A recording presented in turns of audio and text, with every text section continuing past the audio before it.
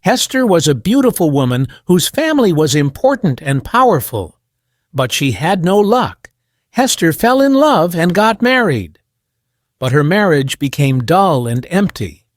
She had 3 beautiful children, a boy and 2 girls. But she did not love them. Oh, Hester pretended that she loved them, but she knew that she did not. Hester's husband traveled to the city each day and worked in an office. But he was not very successful in his job and did not earn much money. Hester did not know how to make money either. They both spent more money than they could earn. So they had serious money problems. Hester and her family lived in a fine house, which had a pleasant garden. Beautiful and expensive things filled the house. The children had all the toys that they wanted, but sometimes it seemed that a voice was whispering in the house. The children could hear the voice all the time. Nobody spoke about it, but the whisper was everywhere. There must be more money. There must be more money. Hester's son was called Paul. "Mother," said Paul, "why don't we have our own car?" "Because we're the poor members of the family," she said. "But why are we poor, Mother?" asked Paul. When Hester replied, her voice was cold, hard, and angry. "Well," she said slowly, "it's because your father had no luck." "Is luck the same thing as money, Mother?" "No, Paul. Luck brings money." "If you're lucky, you have money. That's why it's better to be born lucky than rich. If you're rich, you may lose your money. But if you're lucky, you will always get more money." "Oh," said Paul, "and is father not lucky?" "He's very unlucky, I think," said the mother bitterly. "Well," said Paul, "I'm a lucky person." "Excellent," said Hester, laughing. Paul saw that his mother did not believe him, and this made him angry. So the boy decided to try and find luck. Paul had a rocking horse in the nursery, the room where the children played. While his sisters played with their dolls, Paul sat on the big wooden rocking horse and rode it madly. Then he stood in front of it, staring into its face. Its red mouth was slightly open, and its big glass eyes were wide and bright. "Take me to the place where there is luck," he said to the horse. The horse could help him to find luck. That is what Paul believed. Sometimes he hit the horse on the neck to make it go faster. He rode it more and more wildly, hoping for luck. Paul's mother had a brother, Oscar Cresswell. One day Paul's mother and Uncle Oscar came to the nursery when Paul was riding his horse. "Hello, young jockey," said Uncle Oscar. "Is your horse going to win its race?" Paul finished his mad ride and got down from the horse. "What's the horse's name?" asked Uncle Oscar. "He doesn't have just one name," said Paul quietly. "He has different names. He was called Sansovino last week." "Sansovino?" said Oscar. He was surprised. "But that's the name of the horse which won the big race at Ascot. How did you know that name?" "He talks about horse races with Bassett," said Paul's sister. Bassett was the young gardener who worked for Paul's parents. He had been Oscar Cresswell's servant in the war when Oscar was an army officer. Bassett now worked in the garden of Paul's house. Bassett knew a lot about horse racing. Oscar was very pleased that Paul was becoming interested in horse racing too. He went to see Bassett to ask him a few questions about his nephew. "Master Paul asks me a lot of questions about the races, sir," said Bassett. "And does he ever make a bet?" asked Oscar. "I don't want to tell you Master Paul's secrets," said Bassett. "Please, will you ask him that question yourself?" Oscar took Paul for a ride in his car. "Tell me, Paul, do you ever bet money on a horse?" he asked. "Do you think that I shouldn't?" asked Paul. "No," said his uncle. I hope that you could give me a tip for the next big race at Lincoln. What's your advice? Which horse is going to win?" "It's going to be Daffodil," said Paul. Daffodil had not run in many races and had not been successful. No one expected Daffodil to win the race. "Daffodil?" asked Oscar. "Are you sure? What about Mirza?" "I only know the winner," said Paul. "That's Daffodil. You won't give the information to anybody else, will you, Uncle? I promised Bassett that I wouldn't tell anyone." "Bassett and I are partners. We share our information with each other." "Bassett lent me 5 shillings to bet on my first racehorse," Paul went on. "But the horse lost. Then you gave me 10 shillings. I bet that money on a horse, and it won. So I thought that you were lucky. But you won't tell anyone else, will you?" "All right," said Oscar. "I'll keep your tip about Daffodil a secret. How much money are you going to bet on Daffodil?" £300, said the boy in a serious voice. Oscar was very surprised.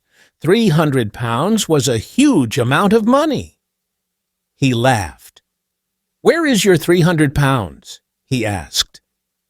"Bassett keeps it safely for me," the boy replied. "And how much is Bassett betting on Daffodil?" "Perhaps £150, said Paul. Oscar was silent. He was very surprised, but he was also very interested. He decided to take Paul to the racecourse where Daffodil was racing. It was Paul's first visit to a race meeting, and his blue eyes shone with excitement. Daffodil won his race. "I have £1,500 now," said Paul. "Uncle, if you want to be a partner with Bassett and me, we could all be partners. But you must make a promise. You must never give the information about the winning horses to anybody else." The next afternoon, Oscar took Bassett and Paul to a park, and they talked. "If I'm sure about the winner, we're successful," said Paul. "But sometimes I'm not sure. Then we lose." "But when are you sure?" asked Uncle Oscar. "It's Master Paul, sir," said Bassett slowly, in a soft, quiet voice. "Perhaps heaven tells him. He was certain that Daffodil would win." "But where's the money that Paul has won?" asked Oscar. "I keep it safely for him," said Bassett. "Whenever Master Paul wants the money, he can have it." £1,500, said Oscar, shaking his head. He almost did not believe it. "Yes," said Bassett. They drove home again. Oscar asked to see Paul's £1,500, and Bassett showed it to him. Then Oscar decided to become a partner too. "Sometimes I'm sure which horse will win," said Paul. "I was sure about Daffodil." "Sometimes I have an idea, and sometimes I have no idea at all. Do I, Bassett? Then we have to be careful because we lose." "And when you're sure, what makes you sure?" asked Oscar. Paul looked uncomfortable. "Oh, well, I don't know," he said. "I'm sure, Uncle, that's all." The next race was the Ledger. Paul was sure about the winner of this race. He bet £1,000 on a horse called Lively Spark. Lively Spark came in first place, and Paul won £10,000. Oscar Cresswell won £2,000. "You see," said Paul, "I was sure that Lively Spark would win." "I don't understand how you're guessing correctly," said Oscar. "What are you going to do with your money?" "I wanted to get money for Mother," replied Paul. "She said that she had no luck because her father is unlucky. I want to be lucky. Then one can stop the whispers in our house." "Whispers in the house?" repeated Oscar in surprise. "What do you mean?" Oh, I don't know," said Paul. "But the house never has enough money, and so it's always whispering." "I want to stop the whispers, but I don't want Mother to know about my luck." She wouldn't let me bet on the horses." "Very well, Paul, we won't tell her," said Oscar. Paul and his uncle made a plan. Paul gave £5,000 to Oscar, and Oscar gave the money to a lawyer. The lawyer was going to tell Hester about a relative who she had never met. Hester was going to get £5,000 because the relative had died. Each year, on her birthday, Hester was going to receive £1,000. "So my sister will have a birthday present of £1,000 for the next 5 years," said Oscar. Paul's mother had her birthday in November. By that time, the whispers in the house had become very loud. Paul was worried. Hester opened her letters at breakfast on her birthday. Paul watched his mother's face carefully as she read the lawyer's letter. But she did not smile. Her face became hard and cold. "Did you have any presents for your birthday?" asked Paul. "Not really," said his mother. Then she went to the city. In the afternoon, Oscar came to the house. He told Paul that his mother had been to see the lawyer. She had many large debts, and she owed a lot of money to many people. So £1,000 was not enough for her. She wanted to have the whole amount. She wanted the £5,000 immediately. "Oh, let her have all the money now," said Paul. "We can win some more money. We'll get a lot of money if I choose the winners of the Grand National, or the Lincolnshire, or the Derby. I'm sure to know the winner for one of these races." So Hester got the whole £5,000. She spent a lot of money on new furniture and expensive things for the house. She told Paul that he would go to an expensive school in the autumn. Then something very strange happened. The voices in the house suddenly changed. Before, they had only whispered. But now they began to shout, "There must be more money! There must be more money!" Paul was frightened. He spent a lot of time with Bassett. The day of the Grand National race arrived. But Paul was not sure about the name of the winner. He bet on the wrong horse and lost £100. He did not know the winner of the Lincoln either, and he lost £50. He became very worried, and his eyes were wild and strange. "Don't worry about it, my boy," said Oscar. The next big race was the Derby. "I must know the winner of the Derby," said Paul. His big blue eyes shone strangely. Even his mother noticed that Paul did not look well. "Perhaps you need a holiday," she said. "Would you like to go to the seaside? You'll feel better near the sea. The sun and fresh air will help you." "Mother, I can't go away before the Derby," said Paul. "You care too much about these horse races," Hester said. "It's not good for you." "Please don't send me away until after the Derby," said Paul. "Don't send me away from this house." "Do you love this house so much?"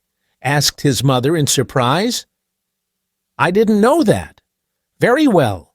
You can stay here until after the Derby." There was a secret reason why Paul wanted to stay in the house. He had not told anyone about it, not even Uncle Oscar or Bassett. His secret was his wooden rocking horse, which did not have a name. He asked for the horse to be moved to his bedroom. "But aren't you too big for a rocking horse?" asked Hester. "Well, I can't have a real horse of my own," Paul said. "And the rocking horse is a good friend to me." The time for the Derby was getting near. Paul behaved more and more strangely. He became very thin, and his eyes were wild. His mother was worried about him. 2 nights before the Derby, Paul's mother and father were at a big party. Suddenly, his mother felt worried about Paul. She telephoned the house and spoke to the children's governess. "Is Master Paul all right?" asked Hester. "Oh, yes," said the governess in surprise. "He's fine." Paul's parents got home at about 1 o'clock. The house was very quiet. Hester went upstairs to her son's room. She stood outside Paul's bedroom door, listening. A strange noise was coming from inside the room. Hester's heart gave a jump and almost stopped. What was that noise? The strange, mad sound went on and on. Hester had heard the sound before, but she did not know what it was. Feeling very afraid, Hester slowly and carefully turned the handle of the door. The bedroom was dark, but near the window she saw something moving wildly. She switched on the light and stared in fear and surprise. Her son was wearing his pajamas and riding on the wooden horse. "Paul," she cried, "what are you doing?" "It's Malabar," the boy screamed in a loud, strange voice. "It's Malabar!" He stared at his mother, his eyes shining with a strange fire. Then he stopped the horse and fell onto the floor. Hester ran to Paul, picked him up, and took him to his bed. His body was hot, and he was very weak. He talked all the time in a wild, mad way. "Malabar! It's Malabar!" he shouted. "Bassett! Bassett! I know! It's Malabar!" "Who or what is Malabar?" Hester asked her brother later. "What does he mean?" Her heart felt as dead as a stone. "It's the name of a racehorse," said Oscar. "Malabar is running in the Derby." Paul was very ill, but Oscar bet 1,000 pounds on Malabar. On the third day of Paul's illness, his mother sat by his bed. Paul was not asleep, and he was not awake. His eyes stared ahead but saw nothing. They were like blue stones. His mother's heart felt like a stone, too. On the day of the Derby, Bassett came into the house in the evening. He wanted to see Paul. Paul's parents agreed, and Bassett went into the boy's bedroom. "Master Paul," he whispered. "Malabar came in first?" "It won. I did what you told me to do. I bet on Malabar. You now have 80,000 pounds. Paul was very excited. He kept saying the same thing again and again. "Malabar! Malabar! Do you think I'm lucky, Mother? I knew Malabar, didn't I? 80,000 pounds. That's lucky, isn't it, Mother? If I can ride my rocking horse, then I can be sure of the winner. Mother, did I ever tell you? I am lucky." "No, you never told me," said his mother. Later in the night, Paul died. "My God," said Oscar Cresswell to his sister, "and you've got 80,000 pounds, but you've lost your son. Perhaps it's good that he's dead. Now Paul is at peace. He'll never have to ride a rocking horse again to find a winner."